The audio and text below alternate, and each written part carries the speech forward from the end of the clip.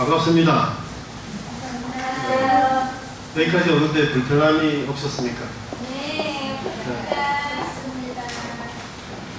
오늘은 그 글로벌 휴머니티 문학 강좌로서 이주근의 다문화 스토리텔링이 그 주제입니다.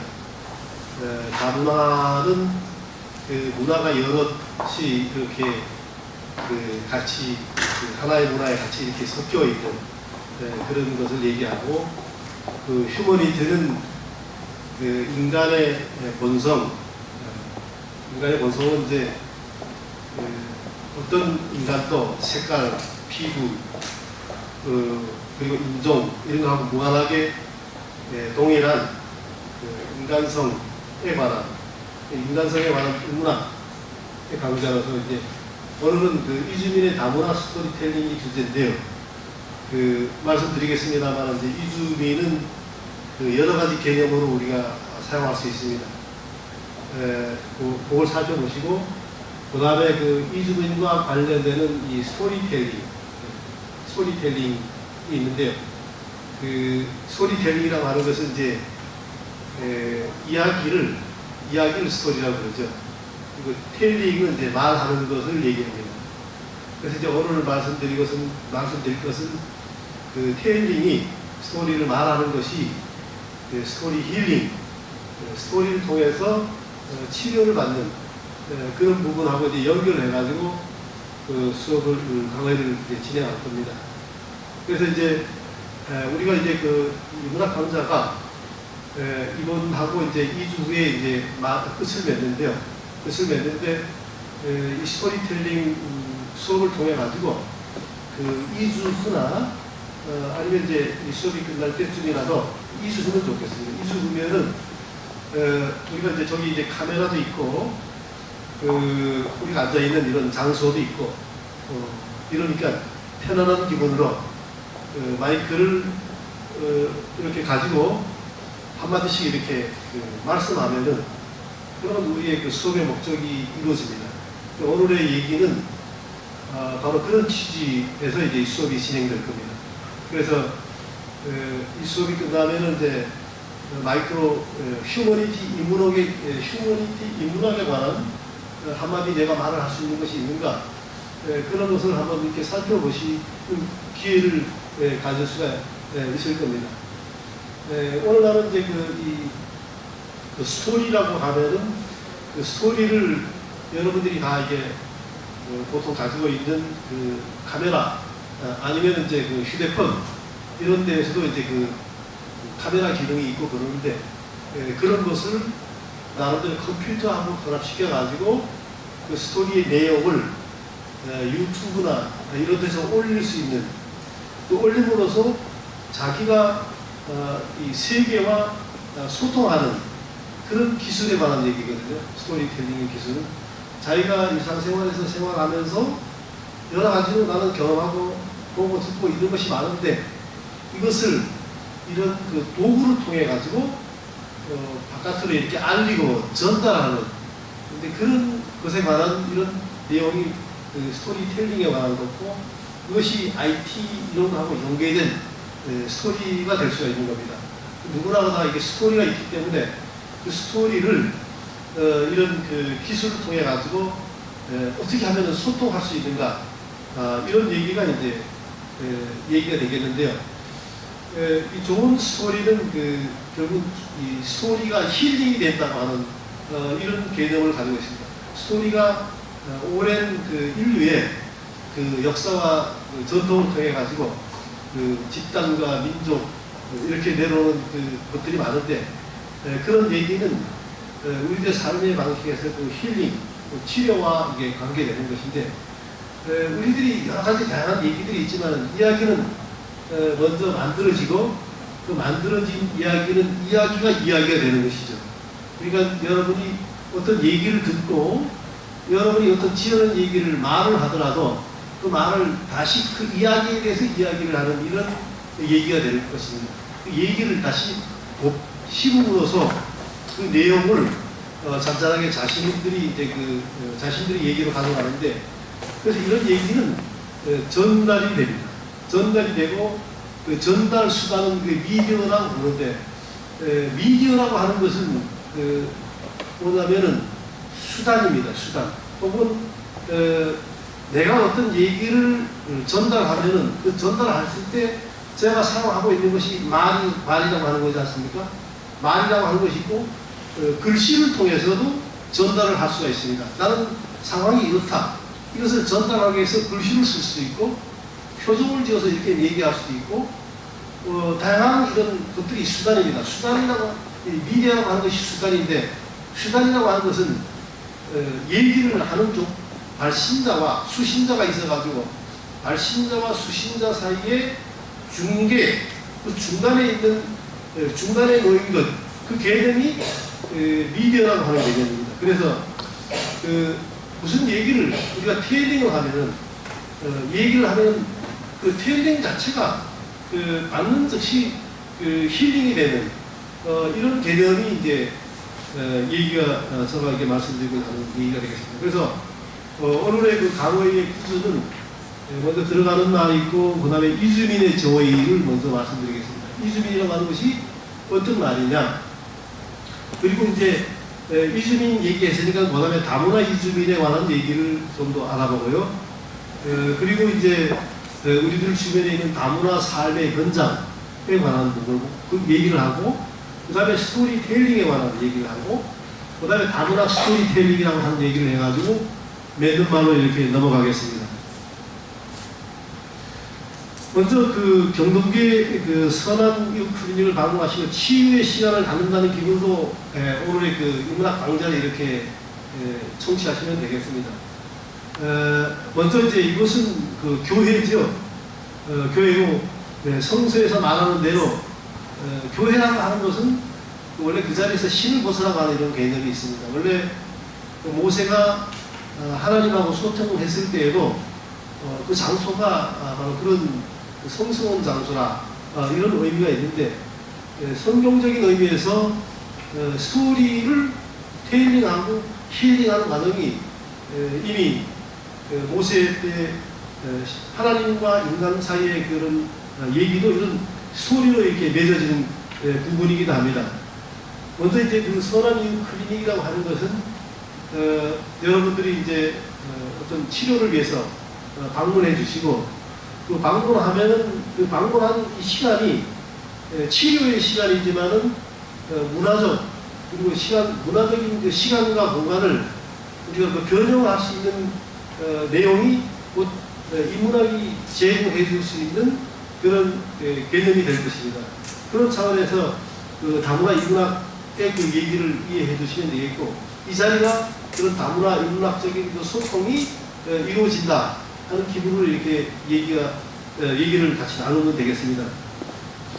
그리고 이제 그 누구나가 다 이게 삶의 아픔이라고 하는 것이 있습니다. 삶의 아픔이라고 하는 것은 나누어야지 그 아픔이 덜해지고, 그리고 그 삶의 아픔 자체를 오늘날은 그 문화적인 치료의 개념으로 우리가 이해를 하고 접근합니다. 단순한 물리학적인, 해부학적인, 의학적인 이런 그 엄격한 오퍼레이션을 통해서 어떤 치료가 당장 이루어지는 것이 아니고, 이것은 문화적인 관점에서 이것이 치료가 된다고 하는 것이 하나의 그 트렌드가 되어 있는 얘기고, 여기서 그 인문학적인 가치의 창출에 관한 얘기를 할 수 있고, 다문화 인문학 강좌를 통해서 그러면은 나의 스토리는 어떻게 만들고, 나의 스토리는 어떻게 전달되고, 나의 스토리는 어떻게 얘기가 될 수가 있는가 하는 이런 부분이 이제 우리들의 관심거리가 될 것 같습니다. 그럼 먼저 이주민의 얘기를 나누고 가면은 우리는 어디서 왔느냐? 사람이죠.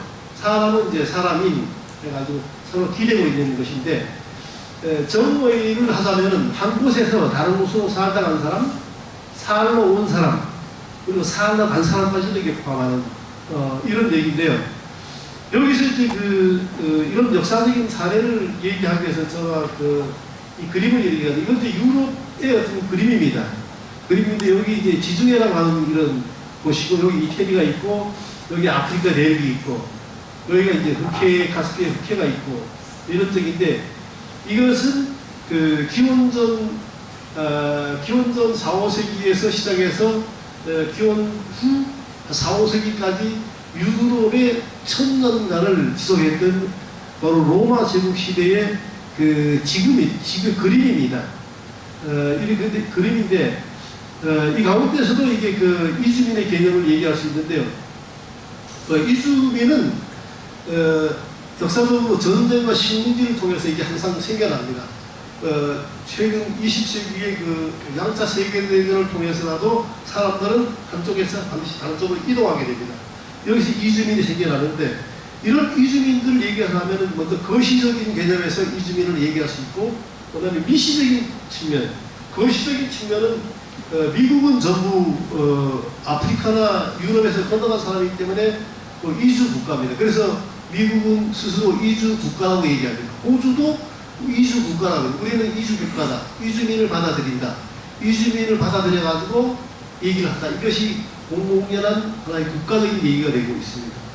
근데 그 미시적으로 보면은 전라도 사람, 함흥 사람, 당진 사람, 연변 사람, 이천 사람, 혹은 전주 사람, 부산 사람, 이렇게 지칭할 때 이 지칭되는 개념이 곧 이주 개념에 가까운 얘기가 됩니다. 우리가 그 오늘날 현대 20세기 그 한국을 봤을 때 이런 미시적인 면에서 이런 미시적인 이주 개념이 합해가지고 문화를 만들어가고 있습니다. 그래서 제가 오늘 말씀드리고자 하는 것은 바로 이 중간적인 개념에 살고 있는 사람을 중심으로 말씀드려볼까 합니다. 제가 여기서 본 것은 이제 과거 로마 시대에도 이것은 바로 여기서 이제 로마 게르만 민족이 이동이 일어나가지고 엄청난 유럽의 그 지중해를 중심으로 하고 있는 그 문화권이 이렇게 파괴되고 붕괴되는 이런 건데 이것도 다 이게 이주민과 관련된 스토리가 되겠습니다. 그러면 중간적인 개념에 살고 있는 사람이 뭐냐? 먼저 살고 있는 사람하고 이게 반대되는 게 살았던 사람에 관한 얘기인데요. 살았던 사람은 다른 예를 대표를 이건 제가 진시황 쪽을 얘기했는데 기원전 259년에서 이렇게 살았던 사람이고 디아프라고 하는 개념이 있는데 성경에 나오는 이스라엘은 처음부터 정착지가 없었기 때문에 성경의 얘기 자체가 이주민의 얘기입니다. 이주민의 얘기고 그 이주민의 얘기들은 그 스스로 하나님과의 소통을 통해서 얘기를 들으려고 했고 들을 때마다 민족의 지도자는 그 들음을 통해서 힐링의 개념이 일어났고 그거는 이제 그 대표적으로 20세기에 와가지고 이스라엘이라는 국가를 세기까지 이 디아프라라고 하는 개념이 있고요. 이게 살아갔던 사람들의 얘기고 일본에서는 백제 후손 쪽을 이제 도레인이라고 그렇게 얘기하죠. 일본 지금 살아왔던 사람들의 얘기를 하는 그렇게 얘기고 일종의 정착민에 반대되는 이런 개념으로 이제 얘기를 할 수 있게끔. 그러면 이제 다문화 이주민이라고 하는 게 뭐냐? 다문화 이주민은 지금 현재 경제 성장을 유지하기 위해서 노동력이 필수 물약을 해가지고 1994년에 도입된 산업연수공 체계에서 처음부터 이렇게 이제 시작이 된 겁니다. 그러니까 우리나라 경제가 급속하게 그 외부의 노동력을 필요로 했습니다. 우리가 과거에 독일로 사람들을 이제 인력 수출을 하고 갔는데 그분들도 60년대 갈 때 독일이 일손이 부족했거든요. 손발이 부족했거든요. 그래서 일이 필요한데 일을 필요해서 노동력이 부족했고 우리 같은 경우는 이제 그 현상이 1994년에 와가지고 이때에 이제 노동자 80년 시대에 그 다음에 이제 그 총 생산 유발 효과는 2004년 기준으로 34조 원의 이런 이제 34조 원의 이런 그런 그 내용을 가지고 있는 게 다문화 이주민의 현실이 되겠습니다. 그러면 이제 그 다문화 삶의 현상이라는 것은 이제 결국은 이제 그 돈이라고 하는 것은 이제 화폐의 가치를 가지고 서로 이제 교환 수단이 되니까 내가 가지고 있는 가치를 이제 서로 교환하는 수단 때문에 이제 생겨났고 여기 많은 분들이 와서 이제 이렇게 사진도 찍으시고 그리고 이제 외국인과 함께하는 올림마라고 하는 것이 이제 우리 국가에서도 이제 이런 여러 가지 행사를 통해서 다문화 삶의 현장을 이렇게 유도하고 안내하고 끌어주기도 합니다. 그런데 역사적인 사례를 보면 다문화 삶의 현장을 갖기 위해서는 먼저 이게 그 입국 심사대를 거쳐가지고 반드시 여기서 따분하고 어렵고 힘든 것이 있지만은 항상 입국 심사를 거쳐야 돼요. 국적이 뭐냐, 키가 뭐냐, 분명히 이제 데이터를 가지고 제시하고 그 앞에 써가지고 그 다음에 이제 하면은 이제 앞에서 여기 있는 분은 이제 그 패스포드를 보고 하나하나 그 일거수일투족이 앞에 서 있는 분은 굉장히 그 어렵고 힘들죠. 일단 그게 통과하면 이제 통과할 겁니다. 이제 이것은 이제 하늘에서 밑으로 본 구름의 모습이고, 그리고 이거는 이제 그 프랑스하고 런던을 잇는 동부 해역 쪽에 한 그 곳인데, 여기도 이제 바다라고 하는 것이 있어가지고 이게 경계와 경계가 있고, 다문화 삶의 현장에는 경계가 있다고 하는 얘기를 위해서 이스라엘을 보여주는 건데요. 이것은 이제 베이징의 그 공항에 가면은 들어가는 거하고 나가는 것이 전혀 아주 분리되어 있더라고요. 그래가지고 공항으로 들어갈 때는 이걸 갖고 나올 때 이런 식으로 나오고, 이쪽하고 전혀가 이게 연결이 안 되게끔 그렇게 되어 있는 구조가 되어 있고, 이건 이제 서울시 지하철 노선이고, 이것만 잘 알고 있으면은 다문화 이주의 그 여러 가지 경계들이 무너지고 해체가 되는 이런 의미가 되겠고, 이것은 이제 원래가 이태리라고 하는 나라도 그런 트로이 전쟁에서 패한 이 여러 가지 스토리가 어울려져 가지고 이태리라고 하는 국가가 이게 형성됐다 하는 이런 신화에 나오는 얘기입니다. 이제 다문화 삶의 현장을 이제 경동계를 선한 이유 클리닉을 중심으로서 이제 제가 이렇게 뽑아봤는데, 이게 이제 데이터가 자료가 미리 있던 겁니다. 있던 거는데, 여기 이렇게 보면 이제 이분 알고 계시죠? 여기 계셨군요. 근데 이분도 이제 누구신지를 아시겠죠? 나와 있습니다. 뭐 요분은 이제 우리 교회 사모님, 경동계 사모님 여기 일단 대충 그리고 이제 아래층 지하 가시면 꼭 머리 깎아주시는 여기 이제 계시고, 이제 제가 알고 요거는 이제 경동계 홍은교 구역원이더라고요. 선한 일클릭 공사를 하고 여기 사진 찍히셨더라고요. 이렇게 골라봤습니다. 이 안에서 이렇게 하는 거고. 근데 이거 다문화 삶의 현장을 보면 다문화의 원조격이라고 할 수 있는 사람이 있습니다. 다문화 삶을 원조격으로 만들어 본 사람이 있는데, 바로 이 부분의 이 그림입니다. 이 그림이 이 사람은 당시 상당히 젊은 30세 정도에 되는 알렉산더 대왕입니다. 알렉산더 대왕이 역사상 뭐냐면 아프리카와 유럽과 아시아를 전부 하나로 묶은 사람입니다. 그리고 우리가 불교에 있는 붓다의 모습, 불상의 모습이 왜 불상의 모습이 곱슬머리가 그렇게 나오느냐면, 이분이 인도까지 가가지고 활동하는 바람에 거기서 활동했던 서구 그리스계 사람들의 얼굴을 보고 그 모습을 만들고 불상을 세운 것이 유래가 되거든요. 근데 그분이 그겁니다. 근데 이분이 이 다문화 원조된 이 사람을 만납니다.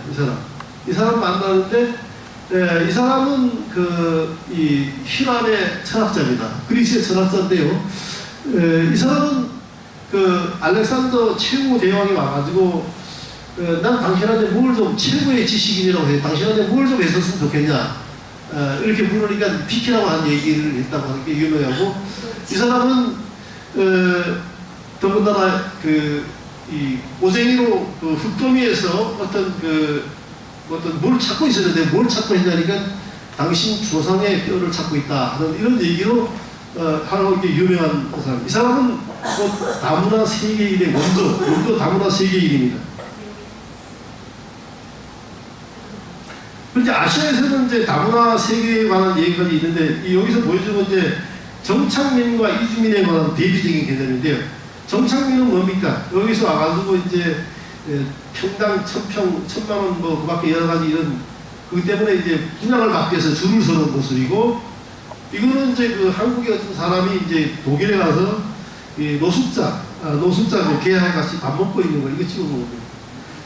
근데 이건 이제 정착민과 이주민의 어떤 반대되는 개념이고, 중국에서는 이 사람은 이제 장제라고 하는 사람입니다. 장제라고 하는 사람은 장행거라고 하는 사람인데, 서명이라고 해가지고 자기가 앉아있는 공간은 서재에 서쪽에다가 이제 좌우명 같은 겁니다. 잠자지 말자. 고등학생 잠자지 말고 공부 열심히 하자. 그 밖에 좌우명을 쓰죠. 또 좌우명을 썼는데, 이 사람은 이제 좌우명 가운데 뭐라고 했냐면은 이제 건칭후, 본칭모, 하늘은 아버지요, 땅은 엄마다. 그리고 이제 여자, 막번, 내, 혼은 중처, 나라고 하는 사람이라고 하는 건 너무나 미미하고 아무 별 볼 일 없어서 그 중에서 아주 막 섞여 있는 것 그 가운데 있다. 그래서 천지지색 오기체, 하늘과 땅이 꽉 차가지고 그 안에 천지라고 하는 것은 여기서 이미 아버지하고 엄마가 아버지 엄마 사이에 내가 오기체, 내가 내 몸이 나왔다. 땅하고 하늘하고 이제 오늘 목사님 말씀이 이제 하늘 땅에 이렇게 비유를 들으셨는데, 근데 이 사람은 여기서 이제 하늘과 땅을 이렇게 그 가르침을 받아가지고 내 성격이 생겨났다. 언제 뭐 불날지 뭐 화가 날지 모른다. 아니면 그 밖에 여러 가지. 그래가지고 이 사람은 이제 뭐라고 했냐면은 이제 동포라고 하는 것 사물이 모두 한 가지다 하는 이런 말로서 이제 일종의 다문화적인 세계관을 처음으로 이렇게 얘기하는 그런 부이기도 합니다. 원래 이제 중국은 이 사람이 생겨나면서 몽고한테 이렇게 그 억압을 당해가지고 어쩔 수 없이 그 나름대로 사상적으로 그런 것들을 대비할 수밖에 없었고 그런 과정에 있었던 이런 사람이에요.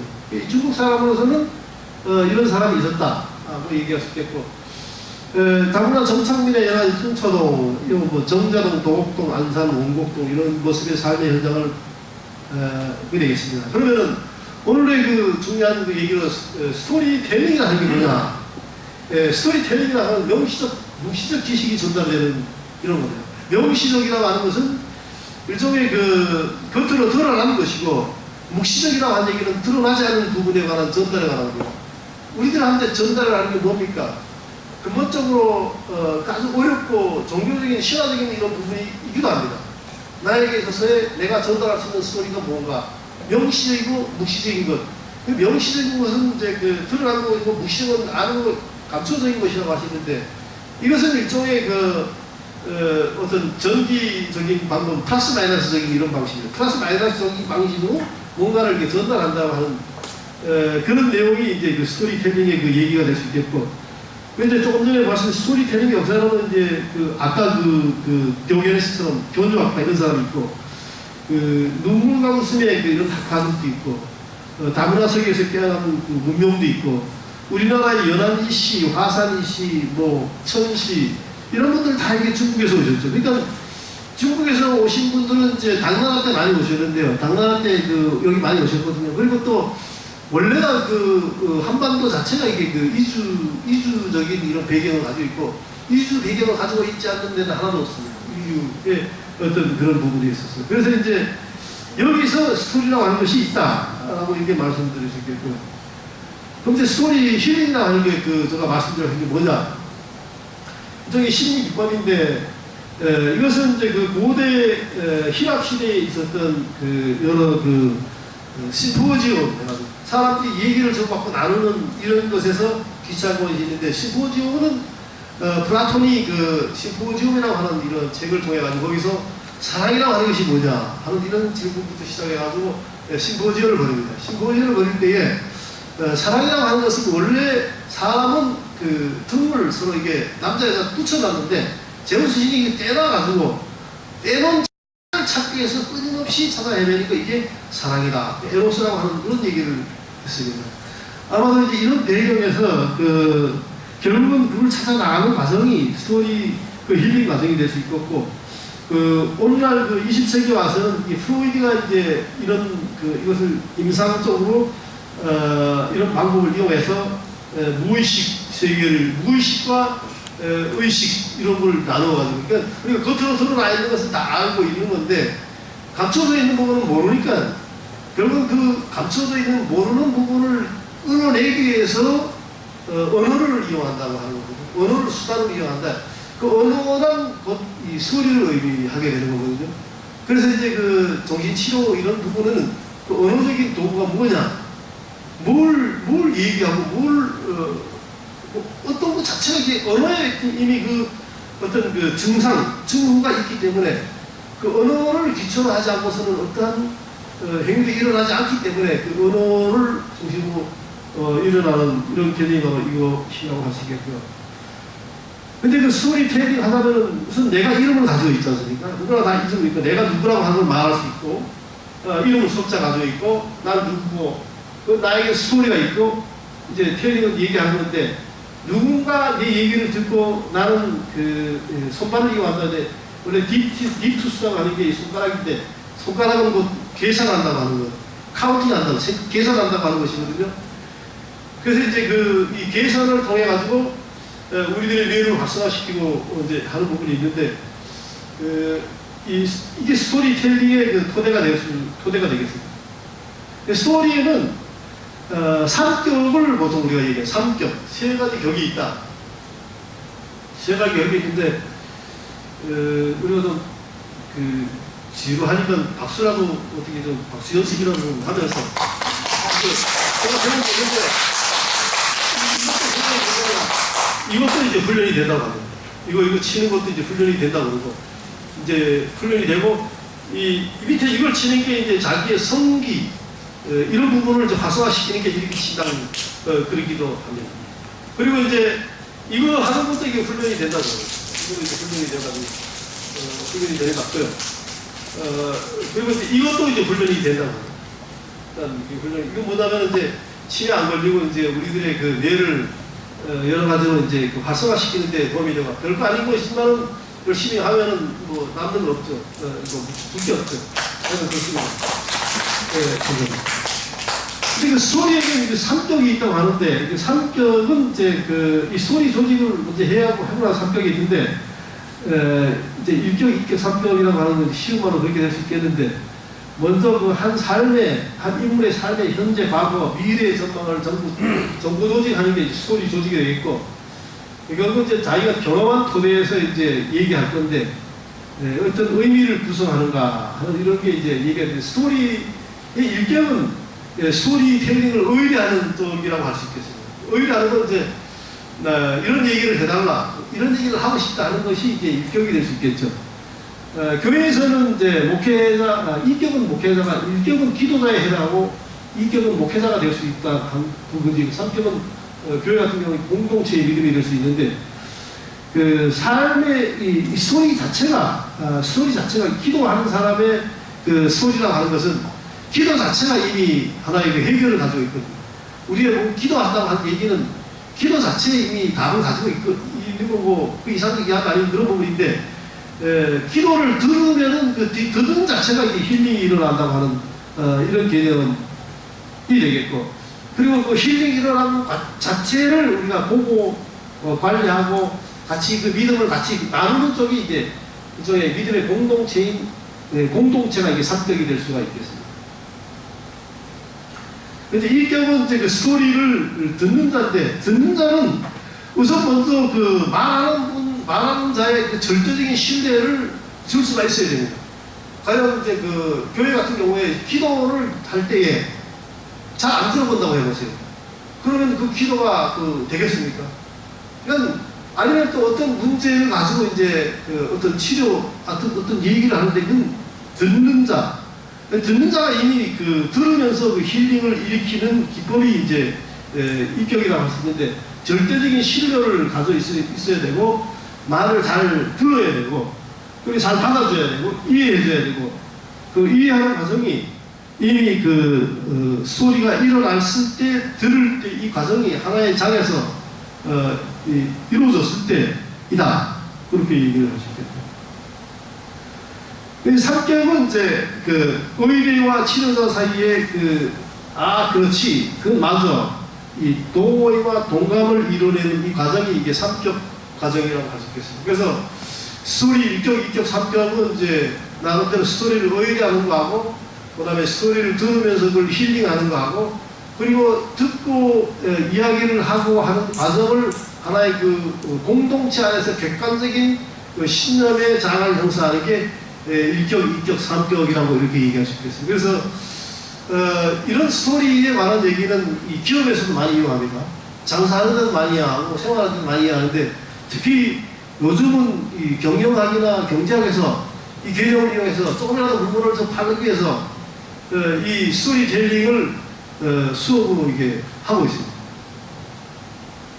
그래서 예를 들어서 프랜차이즈 하면 스토리는 머릿속에 있는 기업이라 이런 얘기를 하고 있는데, 여기서 이제 집단 스토리라고 하는 개념을 만들어 봤는데, 뭐냐면은 이 사람에 따르면 이제 우리 내눈 스토리를 하다가 스토리를 만들기 위해서는 네 사람의 눈이 같이 마주쳐가지고 네 사람이 마주치지 않아서 두 사람이 얘기해요. 두 사람이 맞아서 얼굴을 보고 마주치고 이 네 눈밖에 없으니까 이 네 눈 가운데서 스토리를 만들어내는 거죠. 만들어내는데 이 얘기를 하고 저 얘기를 하고 이 얘기를 하고 이 얘기를 하고 그러니까 이 네 눈이 같이 마주치면은 뭐냐면은 어떻게 딱히 빗나갈 여지가 없습니다. 우선 네 눈이 모아가지고 얘기를 하면은 어느 순간이라도 이게 놓치면 안 되는 이런 상황이 네 눈의 얘기 상황이라고 하는 거거든요. 이 상황에서 이제 이 사람의 현재의 사람들은 회사에 대해서 얘기하더라고요. 네 눈이 모여가지고 이 사람 못 잡고 이 사람 서로 이제 네 눈이 마주쳐가지고 얘기를 했을 때에 이러니까 이게 이제 이게 조직이 돼가지고 결과를 이렇게 분석을 해보니까 세 가지 관점에서 이렇게 간섭이 일어났다는. 뭐냐면 이제 누구나 다 알고 있는 얘기니까 거기서 알았어. 이 스토리 결과를 맞으니까 주어 이론과 경책이 일어나고 그 다음에 그 이야기가 이건 그랬지 저건 저랬지 하는 질서 정돈작용을 일어나고 그 다음에 이제 개인적인 목표를 다시 발견하게 하는 이런 계기를 줬다고 합니다. 그러니까 이 스토리가 만들어내는 얘기가 여러 가지 세트, 상황에 따라서 적용하면은 이 스토리가 일으키는 여러 가지 효과를 가져올 수 있을 겁니다. 그래서 스토리텔링은 잠재하고 있던 집단의 지식을 일깨워 소통이 일어나게 하고 조작 가능하게 하고 집단적인 자기인식으로서 맞다, 우리는 그래 하는 이런 의식을 일으키는 이런 역할을 하는 걸로 이렇게 판단이 됐습니다. 이건 이제 다문화 다문화 가정 쪽에서 스토리텔링이 해나갈 수 있는 이런 것을 이렇게 보았는데 이 사람은 이제 표정 보세요. 집에 이제 우리들이 살고 있는 삶의 상황이 얼마나 절실하고 얘기할 때 표정이 나타나가지고 얘기하고 아니면 성공 혹은 실패, 한국에서의 다문화 삶의 실패, 성공에 관한 얘기를 이렇게 얘기했을 때 사람들이 이렇게 경청이 일어나고 이제 성공담 사례로 이렇게 해가지고 이제 민간단체에서 이렇게 했다고 합니다. 그래서 이런 얘기를 하면 이제 이 얘기를 통해서 누구나 다 자신과 나와 남의 삶의 경계를 넘어설 수 있는 하나의 지평이 이게 일어난다. 누구나 삶의 경계는 뛰어넘기 쉽지 않고 삶의 단절이라는 것은 질병, 죽음, 사고 이런 걸 의미하고 이게 이제 이런 것 가운데서 이제 스토리가 주는 힘, 넘을 수 없는 나의 삶의 장벽은 무엇이고 어디에 있고 언제 삶의 행복을 느끼고 삶의 불행을 느끼는지에 관한 이 스토리가 지니고 있는 하나의 효과가 될 수 있는데 이것은 스토리를 통해서 일어난다. 그러면 이제 얘기를 하자면 우리가 어떤 얘기를 하면 내레이션이라고 하는 게 이제 설명이 한다고 하는데 어떤 모드라고 하는 게 있는데 이건 어떻게 하느냐. 여러분 이제 저자가 청중의 분위기를 몰고 가는 방법인데 누가 어떻게 하느냐. 이거는 이제 원래 인간은 스토리를 들으려고 하고 또 스토리를 해주고 하는 이런 것이 있습니다. 이게 아이들은 열심히 이렇게 듣고 있죠. 그래서 이제 이 바다로 가면 어떻게 된다고 하는 것이든 이 스토리가 이제 이렇게 이루어지고 이 스토리의 전달과 여러 가지 계속적인 전승 과정은 인간의 삶에서 떠날 수 없는 불가분의 이런 양태를 가지고 모두를 갖게 되는데 내레이션의 양태는 이제 나름대로 1인칭은 이제 내레이터가 말하는 사람이 이제 설명해주는 얘기가 이러고 하면 어떻게 된다 저렇게 된다 하는 얘기가 있고 들어주는 내레이션 당신 2인칭 3인칭은 이제 3인칭 캐릭터로 얘기할 수 있겠습니다. 내레이션 보이스는 목소리인데 옛날에 저희 할머니도 글씨를 못 읽으셔가지고 이제 고모들이 편지해가지고 저가 읽으라고 해가지고 읽으면은 잘 읽었다. 읽을 때 굉장히 저희 할머니는 글씨를 모르지만 듣는 것만은 정말로 철저하게 잘 들으시니까 그러니까 손자가 얘기하는 얘기를 듣고 그 자체로 이미 벌써 답이 다 나와 있는 전형적인 스토리 힐링, 텔링 일어나는 이런 과정인데, 여기서 이게 내레이션 보이스 소리 서로 얘기를 읽으면서 캐릭터의 사고 감성을 들여다보는 수단이 이제 내레이션 보이스가, 목소리도 이제 여러 가지 우리가 그 톤을, 억양을 높일 수 있고 낮출 수 있고 또 여러 가지 흐르는 방법으로 할 수도 있고 하는 그런 것이 있는데, 그건 누구나가 다 스토리를 얘기할 때 이 음성을 만들어낼 수 있습니다. 그래서 우리가 이제 2주 후에 혹시 이제 마이크를 혹시 잡고 말할 수 있게 되신다고 하면은 여러 가지 내 목소리를 어떤 방식으로, 자기 목소리는 저도 잃을 것이 하나도 없습니다. 잃을 것이 없기 때문에 그 잃을 것이 없는 방법으로 한번 이렇게 말씀을 이렇게 해보시길 바라고. 그럼 스토리는 이제 결국은 이 휴대폰으로, 요즘은 이게 휴대폰이 상당히 기능을 많이 가지고 있습니다만은, 이 휴대폰을 가지고도 이게 지금 이제 올리면은 글로벌하게 소통하는 수단이거든요. 이게 글로벌하게 소통하는 수단인데, 이런 것이 우리가 이제 끊임없이 이제 필요로 하는 그런 부분이고, 여러 가지로 이게 스토리는 짜기 나름인데, 한국에서의 나의 드림, 태양살이 20년, 뭐 그밖에 이런 제목으로 어떤 스토리를 만들어가지고 이 스토리가 또 길어야 할 필요도 없고, 짧은 순간에 내 스토리를 말을 할 수 있고 이것을 소통할 수가 있는 겁니다. 글로벌하게 소통하는 것은 자기가 있는 장소지만은 이 장소와 세계하고 직접 연결되는, 그래서 이제 그 디지털 스토리, 그런 개념을 디지털 스토리인데 하는데, 디지털 스토리는 일종의 미니 영화와도 같습니다. 그래서 이제 짧은 5분짜리, 3분짜리라도 봐서라도, 특히 5분짜리 정도, 3분짜리로 스토리를 한번 제작을 하면 그 자체가 이미 하나의 그 상품이 되고, 그리고 또 이게 가치가 되는 거고, 교환 대상이 될 수가 있는 거고, 또 지적인 소유에 관한 부분도 이게 관련되는 그런 부분입니다. 그거는 이제 이 멀티미디어 환경에 접하고 있는 우리들의 살아가는 방식이기도 합니다. 아니면 또 성공적으로 타향살이 혹은 이주민의 생활, 또 그 후에 어떤 이주민 이후에 어떤 정착민의 삶, 그 밖에 여러 가지 적용할 수 있는 것으로서 누구라도 할 수 있습니다.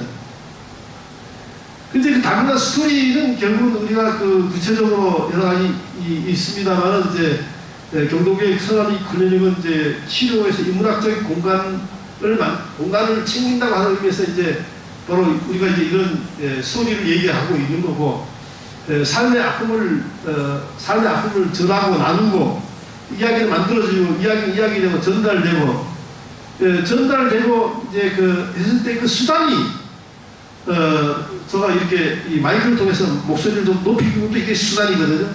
그리고 제가 인문학 강좌를 하는 것도 제가 이게 아이디어를 가지고 얘기하는 것도 이게 수단입니다. 여러분하고 저하고 소통하는 수단이고, 그 수단이 말일 수도 있고 글씨도 있고 읽을 수 있고 다 그렇거든요. 미디어라고 하는 개념은 중간에 있는 거거든요. 중간에 있는 것은 보내는 쪽하고 받는 쪽 사이에 있는 거예요. 보내는 쪽하고 받는 쪽 사이에 있는데, 그 사이를, 그 도구를 이용하는 게 미디어를 통한 자신과 세계와 소통하는 길이니까, 이제 그랬을 때에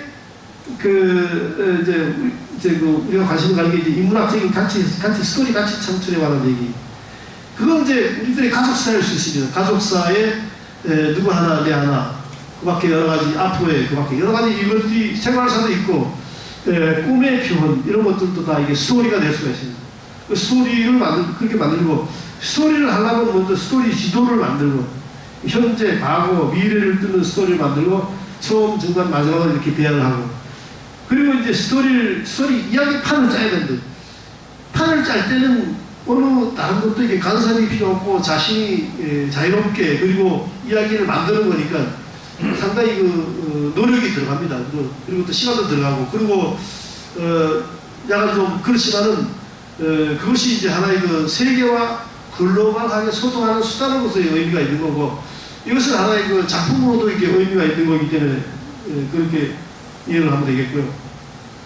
이야기거리는 먼저 이야기를 하는 쪽하고 듣는 쪽에 관심을 끌라고 얘기하고, 그걸 유지하라고 하고, 나름대로 극적인 질문, 쇼킹한 통계 이미지, 이건 이제 그 상당히 기술적인 부분입니다. 여러 가지로 원래 스토리를 만들면은 스토리는 보통 그 리얼리즘이라고 하는 방식하고 그 다음에 모더니즘이라고 하는 방식하고 포스트 모더니즘 방식으로 이렇게 구성을 하는데 대부분 그 모더니즘이라 할까 스토리 그 포스트 모더니즘은 여러 가지 소리를 많이 넣고 배경음악을 아주 이렇게 하고 이런 것이 다 이게 모더니즘 포스트 모더니즘이고 리얼리즘은 우리들의 앨범에서 앨범첩에서 이렇게 봤을 때 그 모습들 그게 이제 그걸 기초해가지고 모더니즘 포스트 모더니즘 되기 때문에 우리 리얼리즘 수준에서 어떤 스토리를 만들 수가 있습니다. 그리고 이제 그 스토리는 이제 나름대로 이제 선택과 분별을 해야 되고 충분히 이해될 수 있게끔 해야 되고 그렇습니다. 한번 보기로 이렇게 보면 역사 스토리예요. 역사 스토리는 상당히 전문 지식이 있어야지 스토리가 만들죠. 그게 참 어렵다고. 그래서 이제 이거는 이제 부산대 한 그 교수 양반이 이렇게 했는 건데 뭐냐면은 양반이 조사에 김일제 비 해가지고 김일제 비를 만든 김일제는 문망의 그 부대장인가 그렇게 되거든요. 그 문망은 이제 그 삼국을 양반인데 이 사람은 자기 11대조가 거기 있다고 하는데 여기 이 사람을 뭐 조사해보니까 거기 이 사람은 이제 원래 그 흉노 쪽의 사람이고 흉노 쪽의 사람이 중국에 와가지고 붙잡혀가지고 이제 이 관직에 나가서 이렇게 처음에는 뭐 말을 총수하고 뭐 이렇게 하다가 나중에 이제 인정받아가지고 이제 그 높은 데 올라가가지고 그러다가 이 사람의 그 아들이 이제 신라에 와가지고 그 신라에도 한 150년 동안 그 적성목각군이라고 하는 이 무덤 양식을 보면은 이게 그때 칸의 시대거든요. 그 이제 징기스 칸만 칸이 아니고 신라 시대 때도 한 150년간의 그 칸 시대가 있어요. 이 뇌물 마니또부터 시작하거든요. 뇌물 마니또는 시작부터 시작해가지고 한 150년인데 양반들이 다 이제 흉노에서 왔거든요. 이거 이주민의 배경이 되는 것이죠. 이런 부분에서 아까 그 진시황제 그때 이런 부분도 진시황제 때도 많은 경상도 분들이 노역이 얼마나 힘이 들겠어요. 그러니까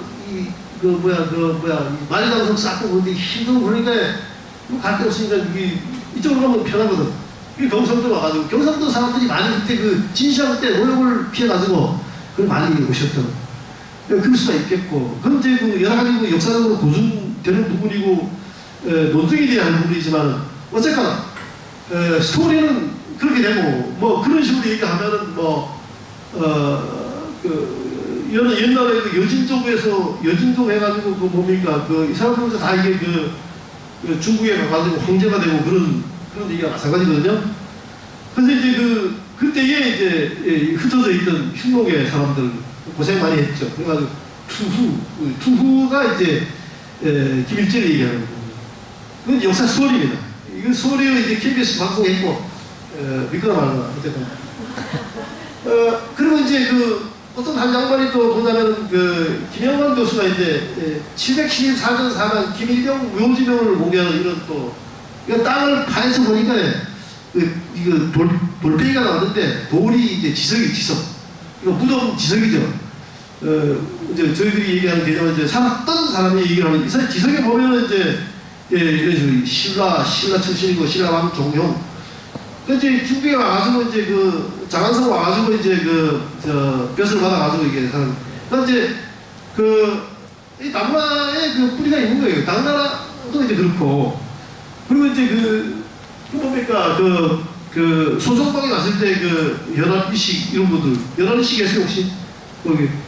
이제 소정방 갔을 때 그때 이제 연합의식 그분들은 이제 중국에 안 들어가고 여기서 이제 생활하시고 이제. 그래가지고 이제 한반도의 명문 고족이 됐죠. 반시, 반시도 마찬가지죠. 그러니까 반시, 반기문 총장이 유엔 총장 할 때 최고 좋아한 게 중국의 반시 집성촌이 최고 좋다고 박수치고, 그리고 이제 오바마는 뭡니까? 오바마는 100년도 안 됐어요. 미국은 7, 80년 안 돼가지고 벌써 이미 이주민에서 큰 성공을 했죠. 그러니까 미국은 아메리칸 드림을 확실하게 이게 보여주고 살아가는 이런 곳이다. 할 수 있겠고요. 그 이제 신라 왕족 뭐 이런 식으로 해가 이제 무덤 이런 식으로 되겠고. 이제 다음 주 여기 들어가면 많이 보게 되겠습니다. 이곳은 관찰 패스 하겠습니다. 여기 뭐가 들어가죠? 뭐죠? 지읒, 키읔, 치읒. 말씀해 보세요. 뭘 말씀해?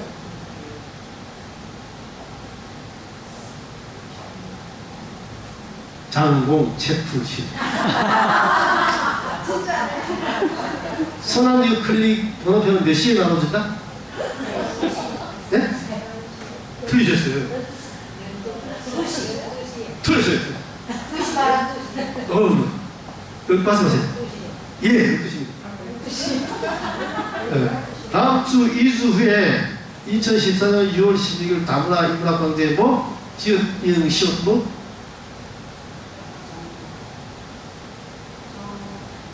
졸업식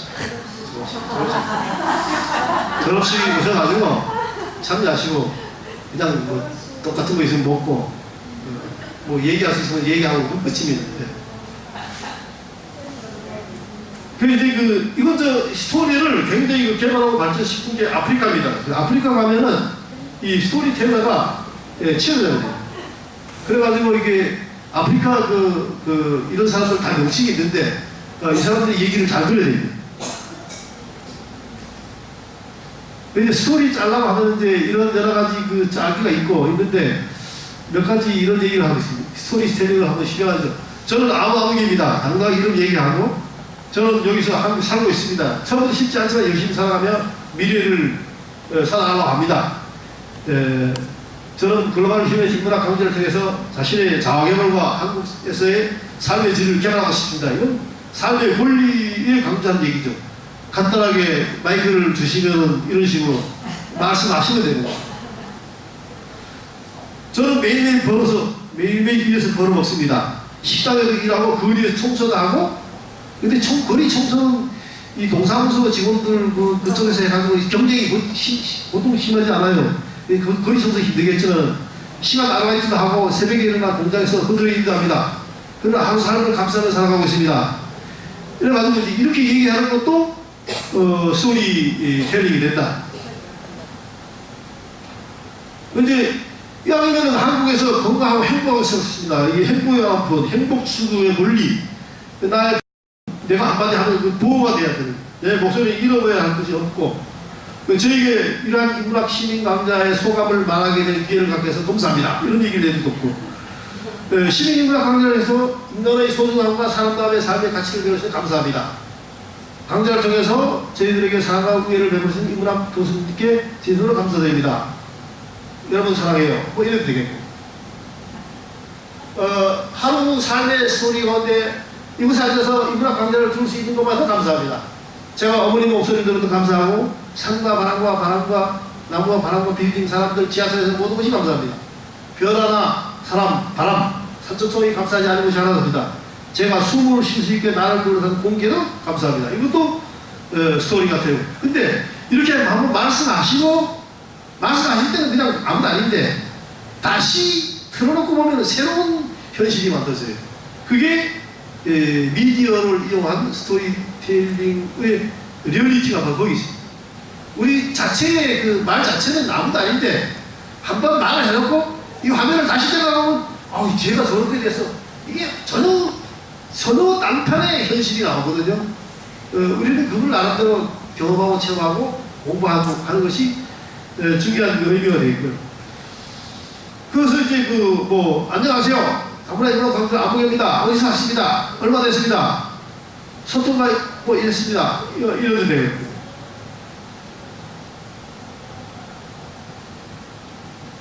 그런데 여러 가지 이제 사진도 장 집사님 계시지만 장 집사님 이런 사진 이렇게 하면 나름대로 이제 신경 써가지고 표정도 리자로 아니면 오징어 뒷다리 이렇게 해가지고 표정을 좋게 나름대로 표정을 좀 밝게 해가지고 한마디 하셔도 되겠습니다.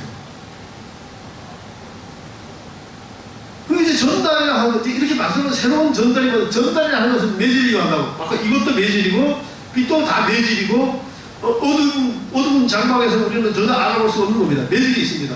매질이 바로 이제 그 받는 쪽하고 보내는 쪽에 그 중간에 있는 거라고 했지 않습니까? 여기에는 송신과 수신이 있고, 전달이라고 하는 것은 그 중간에 있는 겁니다. 중간에 전달을 하는 것은 송신과 수신 사이에 놓여 있는 겁니다. 그리고 전달과 수신에는 파장 효과가 있습니다. 뭐 간단한 예로 우리가 이제 그 어떤 초음파 검사를 해가지고 그 중간에 있는 그 매질을 통해서 새로운 현실을 얘기하게 되거든요. 우리가 그때 텔리가 아니고 토킹이 되는데 그 전달의 도구는 다양하고 전달에는 나름대로 뜨거운 것이 있고 차가운 것이 있습니다. 아니면 또 냉랭한 것. 근데 전달은 글로벌합니다. 감사합니다.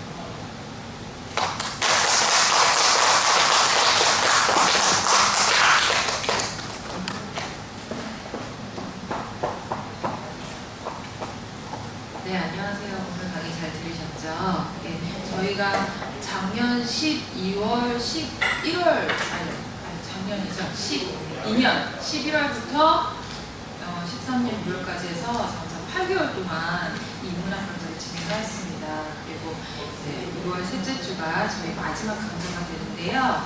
그날 저희 이주분들 여기 클리닉 오시면서 강의 많이 들으시고 또 열심히 참석해 주셨는데 아까 말씀해 주셨던 것처럼 졸업식이 있으니까요. 꼭 참석하셔서 졸업장 하고 그 다음에 졸업 선물 받아가시기 바랍니다. 그리고 저희 경동교 여러분들도 혹시 수료증 필요하신 분 저한테 말씀해 주시면 제가 그날 졸업식 날 졸업장 드릴 거고요. 그 다음에 선물은 다 같이 나눠받기로 저희가 했으니까요. 잊지 말고 꼭 참석 부탁드리겠습니다. 너무 수고하셨습니다. 감사합니다.